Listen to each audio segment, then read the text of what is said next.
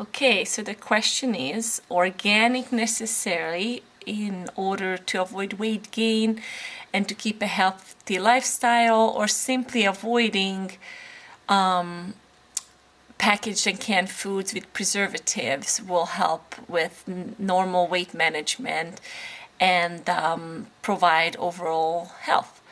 Many packaged foods that seem healthy often contains a lot of fillers and preservatives, which we don't want in our diet. If we see a label, this is my rule number one, and we don't know what that means, what the ingredients is, that we should avoid.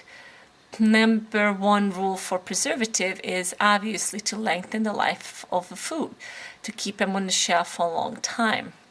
But that can cause obesity and heart complication, brain issues, cancers, and many other health issues due to a lot of research that has been shown. Number one preservative, for example, is salt, sodium. The International Journal of Epidemiology in 2009 showed that we should stick to a limit of 2,300 milligrams of salt, sodium a day. Again, in 2009, the Journal of the British Medical Association put out a research how over salt intake can cause strokes and other cardiovascular diseases and health complications. Sugar, refined sugar and sweetened foods, candy, soda, syrup, jellies, cookies, baked goods, and all that kind of food that's easier to grab and might be attractive to the eye, we should avoid. It's full of refined sugar, as well as high fructose, and regular corn syrup is also on the avoid list. Instead, it's recommended that we use natural sweeteners, so we eat, for example, fresh fruit and 100% fruit juice, and like sweeteners in coffee and tea, like honey or agave nectar would be a preferred product. High fructose corn syrup is often claimed that it's not worse than sugar, but that's really not true.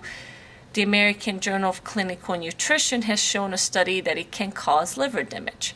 Fructose is primarily metabolized by the liver, because that's the only organ that's the transporter for it. So when we overload of fructose, it can cause serious damage to the liver, just like alcohol. The fructose is metabolized directly into fat, and it gets stored into fat cells, which can lead to mitochondrial malfunction, obesity, obesity-related diseases. The more fructose we contain daily, the worse it is. It is recommended that we keep our daily fructose intake to below 25 grams a day. And people who have, blood sugar problems or are battling with obesity, it really should be 15 grams or less. Now we have to be careful because it's not a lot. 15 grams can be equal to 2 bananas or 1/3 cup of a raisin. And we have to remember that an average can, a 12-ounce can of soda, contains about 40 grams of sugar. At least half of it is fructose. So right there we already surpassed our daily allowance. A lot of people also believe that artificial sweeteners, Sweet and Low, Splenda, things like that are better than regular sugar, and for weight management especially, because the calorie content is less. Unfortunately, these artificial sweeteners has been shown to lead to even more bigger weight gain because the sweet taste, it actually enhances appetite, so people actually consuming more sugar than if they would just use natural sugar. And the American Journal of Clinical Nutrition 84 linked chemical aspartame, for instance, that is in sweeteners. It's a sweet tasting neurotoxin, into brain damage. Talking about fake sugar, diet foods are very popular, and a lot of people think reduced sugar foods and beverages are often better because it's lower in calories, but it has a lot of chemically derived sugar substitutes in it. So it's actually a lot more of added sugar. artificial flavors, for example.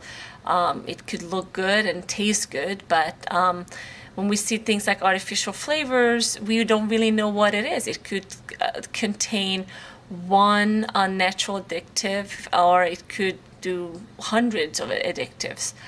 One artificial flavoring called diacetyl, which is often used as a butter flavoring, for example, in microwave popcorn. Research shown that it can cause brain health issues and trigger Alzheimer's. Another artificial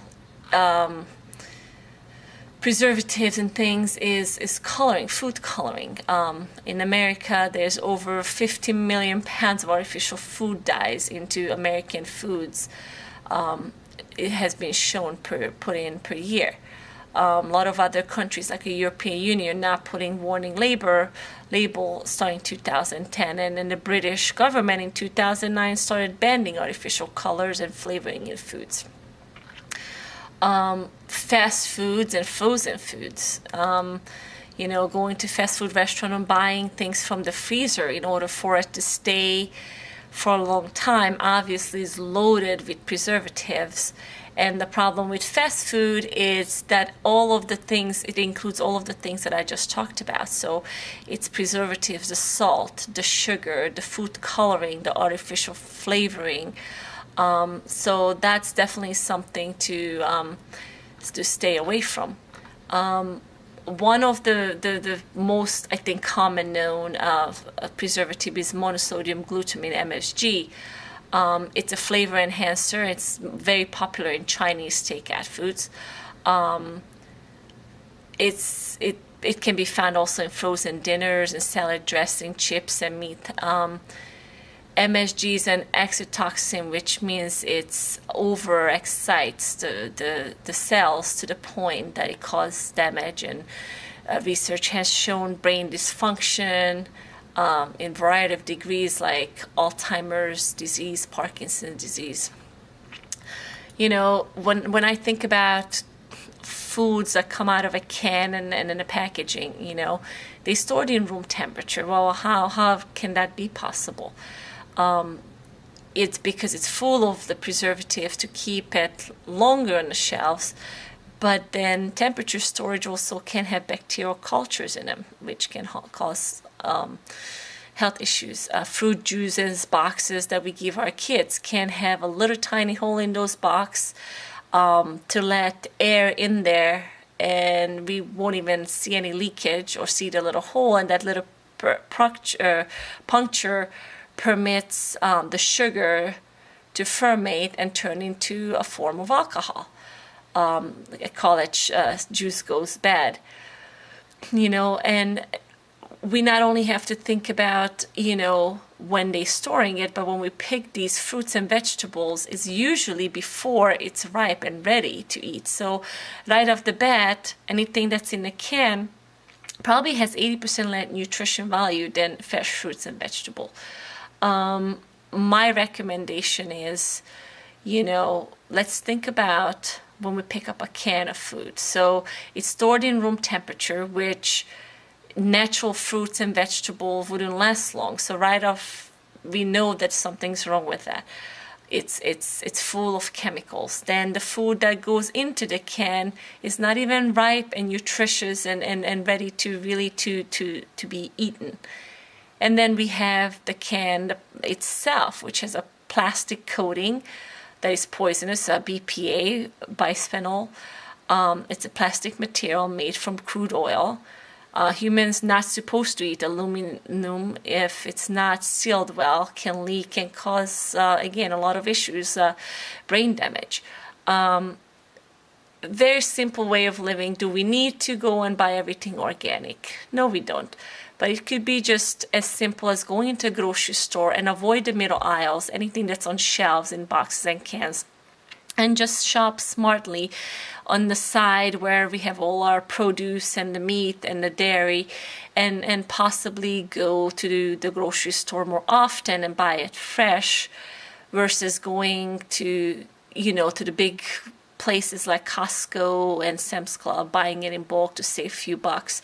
So we can eat on a budget, without having to spend a lot of extra money on organic food, just by changing our lifestyles of how we shop and avoiding preservatives.